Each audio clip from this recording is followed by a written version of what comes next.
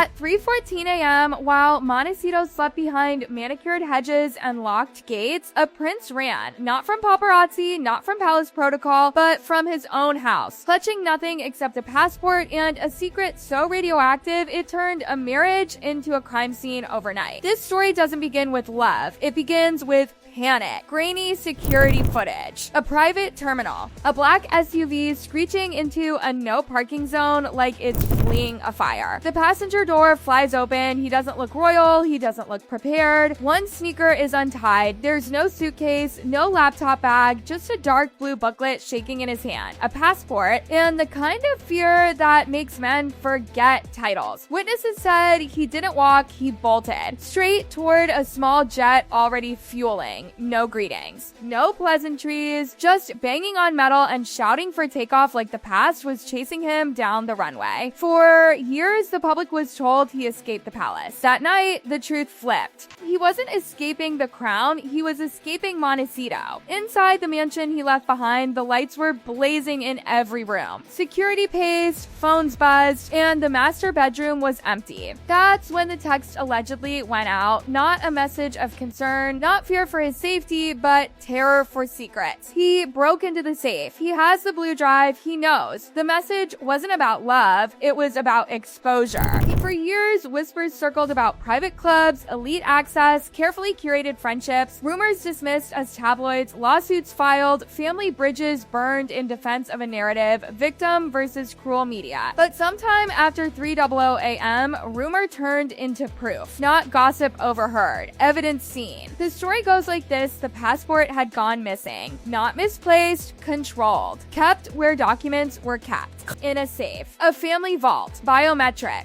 Private, untouchable until that night. The safe allegedly left ajar revealed more than travel papers. Beneath the passport sat a metallic blue hard drive labeled with masking tape and handwriting that didn't belong in a marriage. A word leapt off the label like a warning. Archive. Curiosity became confusion. Confusion became nausea. The drive wasn't photos, it wasn't home videos, it was folders, systems, accounts, receipts, strategy, clinical, cold. One folder led to another. Dates, locations, targets, and then a video, timestamp before the fairy tale even began. A boardroom, a whiteboard, a photograph circled, laughter where affection was supposed to be. The word that shattered everything wasn't shouted, it was said casually, Mark. That's when the stomach turned. Not tears, not rage. The body reacted before the mind could catch up. Because when you watch the person you married, rehearse your proposal, joke about isolating you, map your wounds like leverage, love doesn't just die.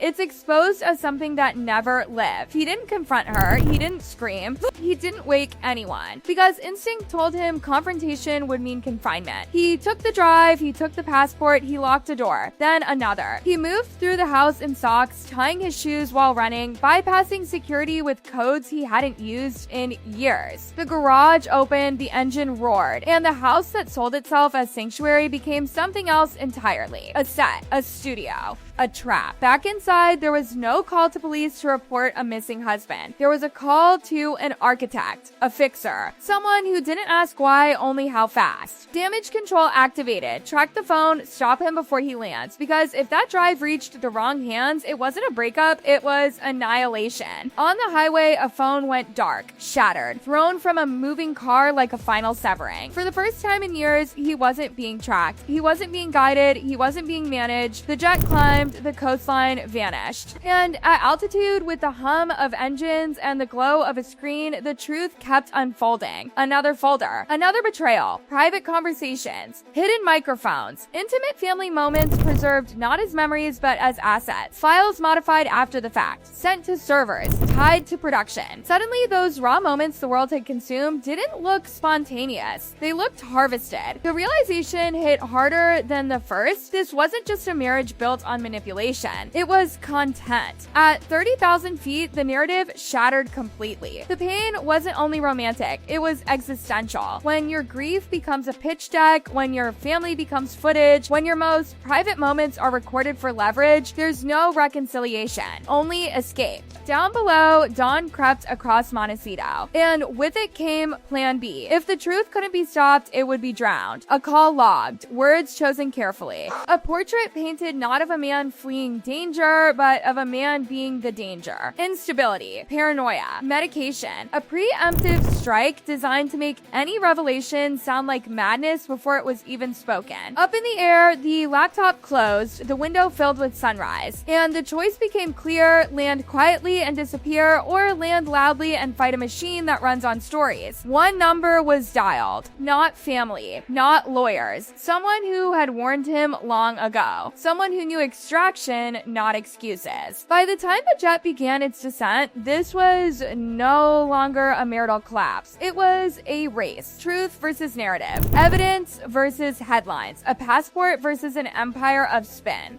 And as the wheels moved toward tarmac, one question hung heavier than any title he'd ever held. Would he speak first, or would the story be written for him before he could open his mouth? The wheels screamed against wet English tarmac, a sound sharp enough to cut through every thought in his head. Gray skies, cold air, home but not the home he remembered. This wasn't a welcome, this was an interception. At the edge of the runway, the shapes came into focus: black SUVs, men in suits, paramedics standing too close, clipboards held like warrants. Not royal protection. Private contractors, medical, clean, quiet. The kind of quiet that erases people without headlines. The message was clear without a word being spoken: you're not here to speak, you're here to be contained. From the top of the aircraft stairs, he froze. Somewhere between the door and the ground, freedom narrowed to a few steps. A man called out politely, voice smooth, rehearsed. A car was waiting. A clinic. Concern. Worry. His wife was terrified for his well-being. That word, wife, landed like a threat. He understood it instantly. Walk down those steps and the blue drive would vanish. Walk down those steps and every file would be reframed as delusion. Prosthetics would become paranoia. Recordings would become hallucinations. Truth would be diagnosed and locked away behind padded walls. Then it happened. The sound came first. Engines pushed hard. No attempt at subtlety. 4 armored vehicles tore onto the runway like a declaration of war. Lights flashing, tires screaming. They didn't slow. They boxed the private team in with military precision.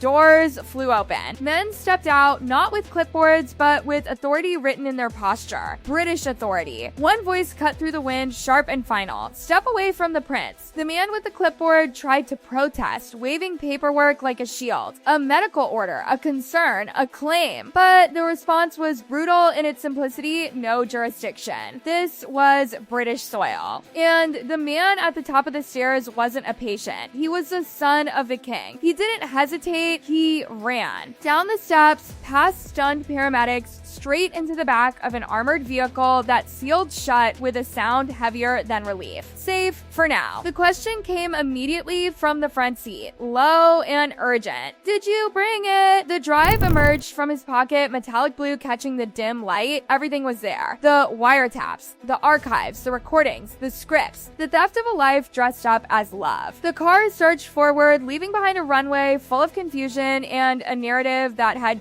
just slipped out of someone else's control. London blurred past the windows, rain streaking the glass like a cleansing that came too late. Sirens stayed silent, but speed spoke volumes. Gates opened. Clarence House. Inside, waiting not as a monarch, but as a father, stood a man who looked older than his years and suddenly younger than the moment required. There was no bow, no ceremony. The blue drive was placed on the table like evidence in a courtroom. The words came out fractured, raw, not accusations. Confessions, admissions of blindness, of anger misdirected, of loyalty weaponized against itself. The files played. Voices filled the room, private, unguarded, stolen. Laughter where respect should have been. Strategy where grief had lived. And then the one that broke the silence completely, a casual conversation about timing narratives around death, about exploiting mourning before crowns even settled on heads. The room changed. This wasn't a family dispute anymore, it was infiltration, exploitation,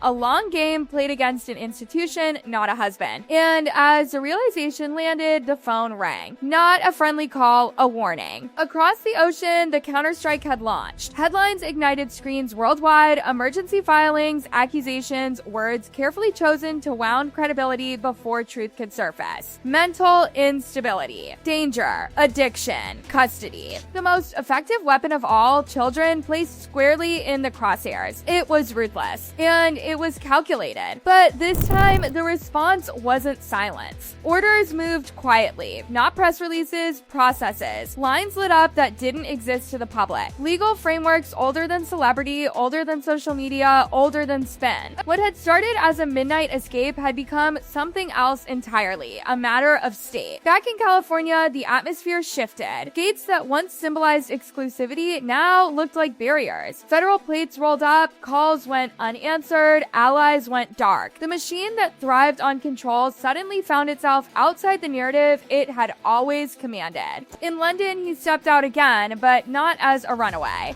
Cameras flashed, questions screamed, he didn't flinch. For years, he said he'd been told who the villain was. He had been told what story he was living inside. He paused, looked straight ahead, and ended the performance with a single truth: the grift was over. Behind him, doors closed. Ahead of him, chaos waited. Legal battles, custody wars, character assassination. But something had shifted irreversibly. The scripts were no longer in one set of hands. Somewhere, an email arrived, threatening, pleading, reminding him of one last piece of leverage still held back. A final blackmail card played too late. He deleted it. The car kept moving. Because the moment a man stops negotiating with fear, the power balance breaks. And what began at 3:14 a.m. as a flight with a passport had ended as something far more dangerous to the empire of lies built around him. Not a scandal, a reckoning. Scandal.